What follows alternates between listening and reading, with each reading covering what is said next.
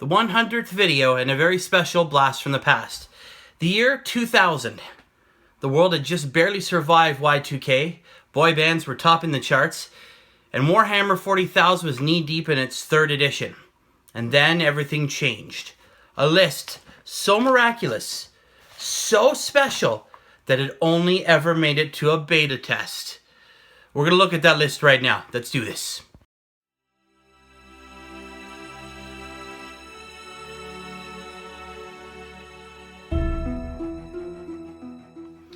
Hey everyone, Steve here for Who Took My Dice Miniature Wargaming, and welcome to a very special 100th video on the channel.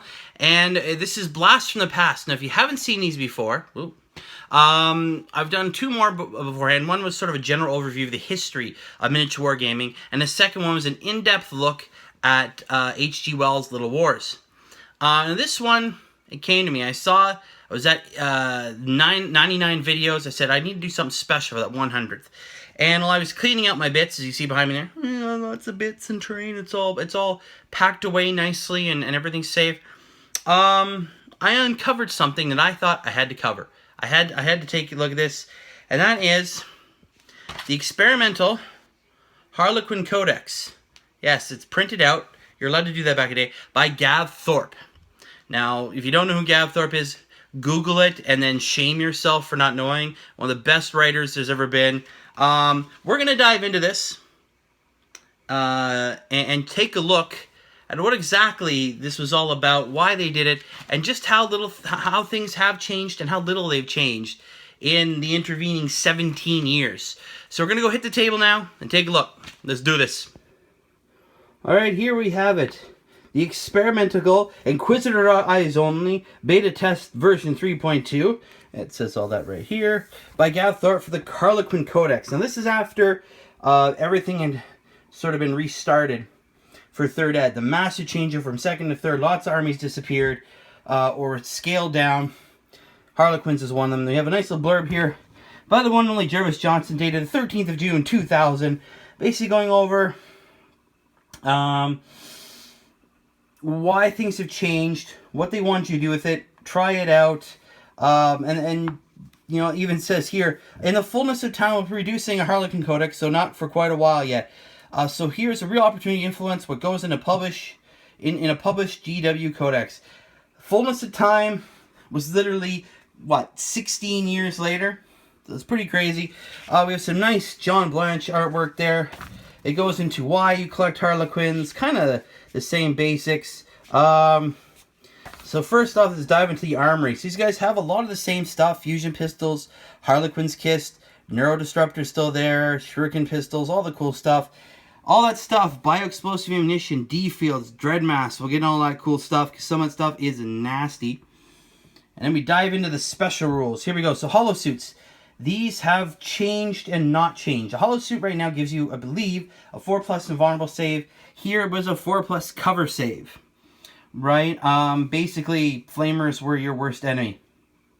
The other cool thing it did is you have your weapon skill and face these guys, because it was whole cacophony of sound and lights that were coming off these Harlequins. So it was hard to fight them. Flip belts are still there. They're still around. Basically, you get to completely ignore terrain now as it is. This was a bit different. When you could advance, which obviously isn't the same anymore, you can move 3d6 instead of 2d6 as 3rd ed rules. You had your Mask of Fear, which is you reduced your opponent's leadership by 1. Obviously, Fleet of Foot, which isn't a thing. Dispersed Formation was really cool because they could actually be 4 inches apart instead of 2 inches apart, which gave them which saved them a lot of the times from those horrible flamers and other template weapons, which they really don't have to worry about too much anymore. All right, the Great Harlequin. So this is your old school HQ, right? And you see there, pretty fighty guy, right? Just really good at fighting again, like most Eldar, even nowadays, or the Eldaria, whatever you want to call them. Fast, hits a lot. But again, strength 3, toughness 3. Thankfully, lots of ways around that. We have the Shadow Seer, your psyker for the army.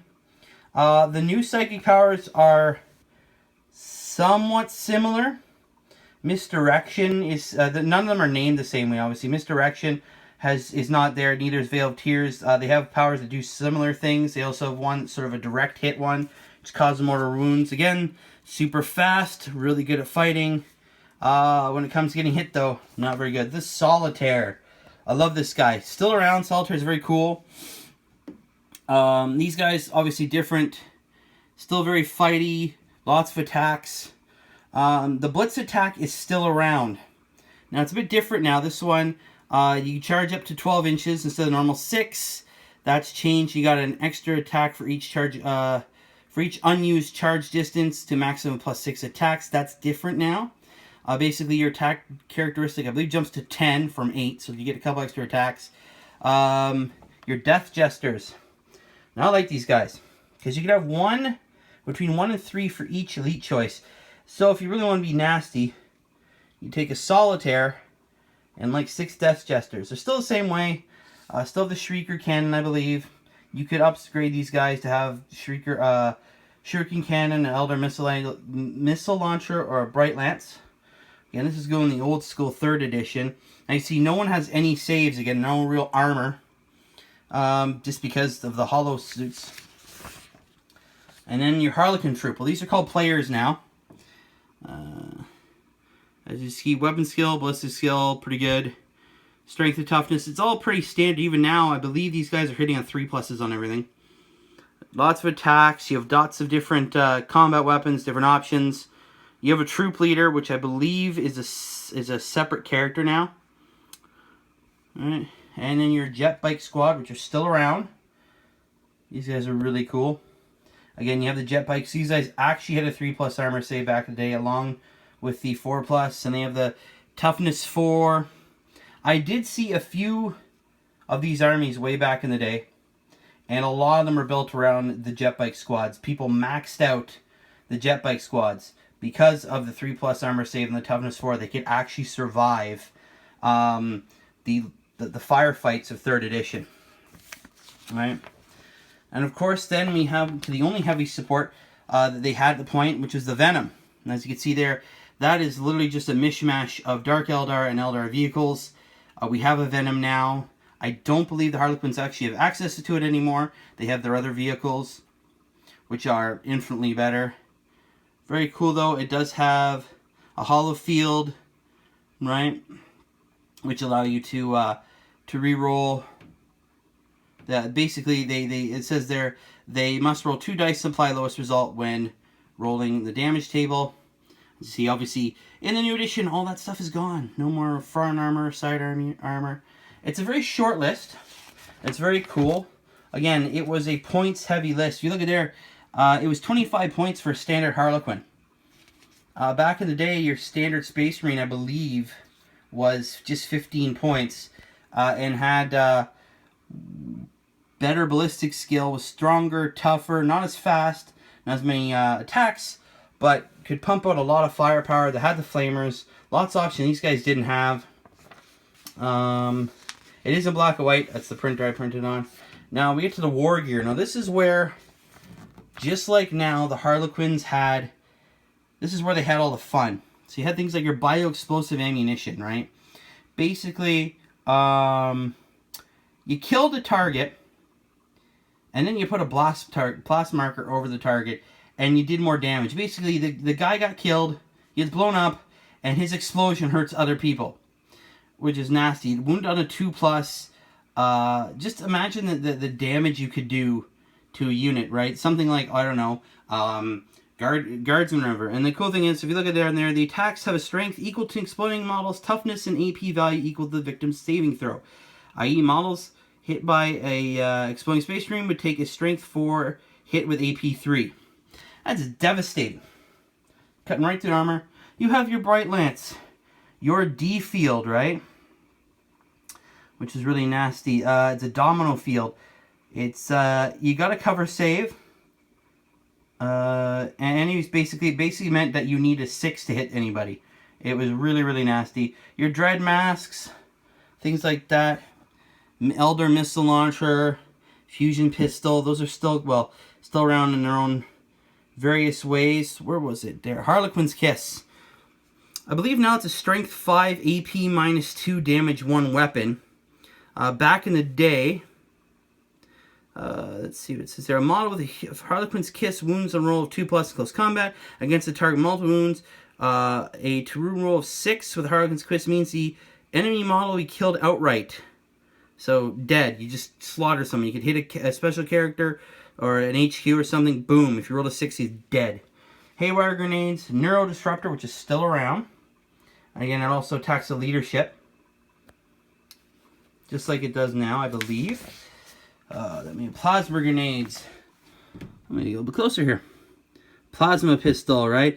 They didn't get hot back in the day. The phase field basically allowed the model to just move 3d6 in any direction, basically ignoring everything. It was great for things like solitaires. I did have a list. I put them on there. And I actually saw someone way back in the day use that, and it was just nasty. Basically, solitaire just going through everything. The power blades, right? Our power weapons. The Rictus mask, and this is like the Fear mask, but much, much worse, right?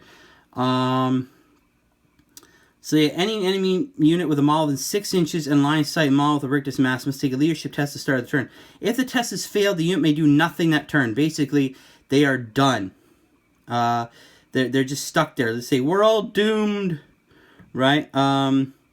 Models are immune to moral checks, are unaffected by the Rictus mask. So it could affect pretty much everybody except at that point, I think, anything that was fearless demons, Rive Blades, the Shrieker Cannon, right? Tanglefoot grenades, just nasty stuff. You can see their Shrieker Cannon was range 24-inch, strength X.